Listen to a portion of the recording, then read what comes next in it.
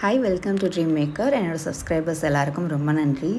இன்றைக்கி வீடியோ பார்த்திங்கன்னா என்னோடய பாப்பாவுக்கு நான் பண்ண பர்த்டே ட்ரெஸ்ஸோட ஒரு சின்ன டீட்டெயிலிங் வீடியோ தான் இது. ஆக்சுவலாக நான் இந்த டிசைன் தான் நான் பண்ணுறதா இருந்தேன். இது எப்படின்னா பாடிஸ் ஏரியாவில் ஷீஷல் மாதிரி டிசைன் பண்ணி சீக்வன்ஸ் ஒர்க் வச்சு பண்ணிக்கலாம் அப்படின்னு சொல்லியிருந்தேன். அண்ட் கிளியர் ஸ்ட்ராப் மேலே கொடுத்துட்டோன்னா இன்விசிபிளாக நமக்கு அந்த ஷோல்டர் இருக்கும். பாப்பாக்குமே பேலன்ஸ்டாக இருக்கும் ட்ரெஸ். இந்த பாடிஸ் ஃபுல்லாகவே பார்த்திங்கன்னா இந்த லைக்ரா ஃபேப்ரிக்கில் தான் பண்ணுறதா இருந்தது.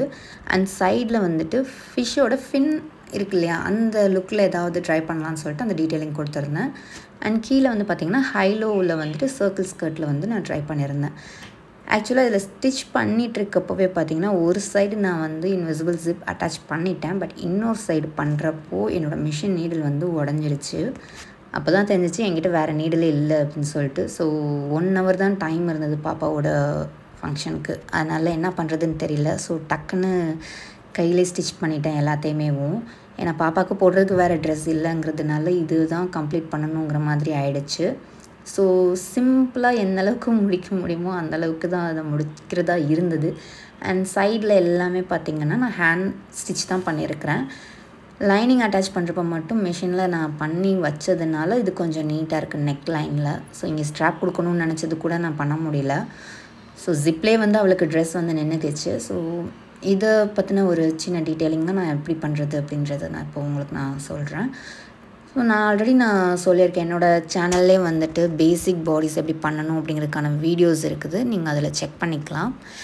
இதில் இந்த ஃபேப்ரிக் பார்த்திங்கன்னா என்கிட்ட இருந்துச்சு. ஸோ ஒரு மெர்மைட் ட்ரெஸ் ஸ்டிச் பண்ணுறப்போ இந்த இது சின்ன டீட்டெயிலிங்க்கு கரெக்டாக இருக்கும். அந்த கோரல் ரீஃப்லாம் இருக்குதுங்களா, அந்த மாதிரிக்கு கரெக்டாக இருக்கும்னு சொல்லிட்டு இது கொஞ்சம் அட்டாச் பண்ணியிருக்கிறேன் அங்கங்கே. இதுவுமே கையில் தான் அட்டாச் பண்ணியிருக்கிறேன். அண்ட் இந்த பீட்ஸ் என்கிட்ட இருந்தது. ஸோ ஒரு ஷீஷல்லோட அந்த ஒரு ஷெல் லுக்கில் இந்த டிசைன் மாதிரி வரட்டும் அப்படிங்கிறதுக்காக அங்கங்கே வைக்க முடிஞ்சிருக்குது. அண்ட் இது 2 மட்டும்தான் பண்ண முடிஞ்சு, அவ்வளோதான் டைம் இருந்தது. ஸோ இப்போ இது எப்படி பண்ணுறது அப்படிங்கிறத பார்க்கலாம்.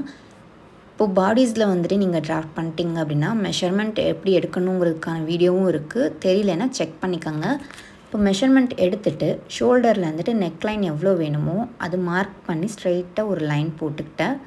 அந்த லைன்லேருந்து கீழே ஆர்ம் ஹோல் லைன் நம்ம ட்ரா பண்ணிக்கணும். ஸோ ஆர்ம் ஹோல் பாப்பாவுக்கு 4.5 inch வருது அப்படின்னா அந்த நெக் லைன்லேருந்து கீழே ஆர்ம் ஹோல் லைன் எவ்வளவோ அவ்வளோதான் ஆர்ம் ஹோல் இந்த ட்ரெஸ்க்கு வரும்.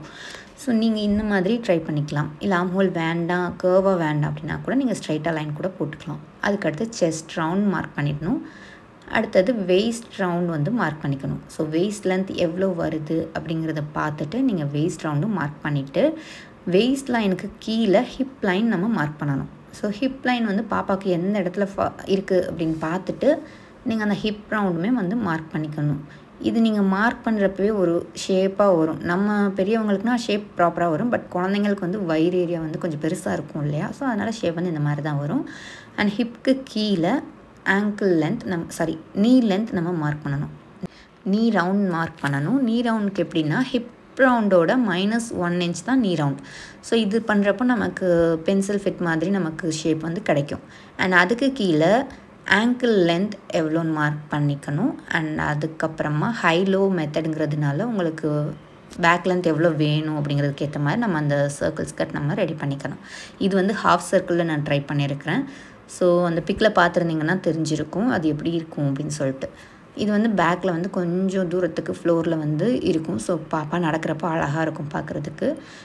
அண்ட் இந்த சர்க்கிள் ஸ்கர்ட்டில் ஒரு சைடு ஓப்பனும் ஒரு சைடு ஃபோல்டட்லேயும் நான் ட்ரை பண்ணியிருக்கேன். ஃபோல்டட் சைடில் இந்த மாதிரி லென்த் கம்மியாக மார்க் பண்ணிவிட்டு ஓப்பன் சைடில் லென்த் அதிகமாக மார்க் பண்ணியிருக்கோம் அப்படின்னா நம்ம பின்னாடி ட்ரெஸ்ஸில் ஜிப் அட்டாச் பண்ணுறதுக்கு ரொம்பவே ஈஸியாக இருக்கும்.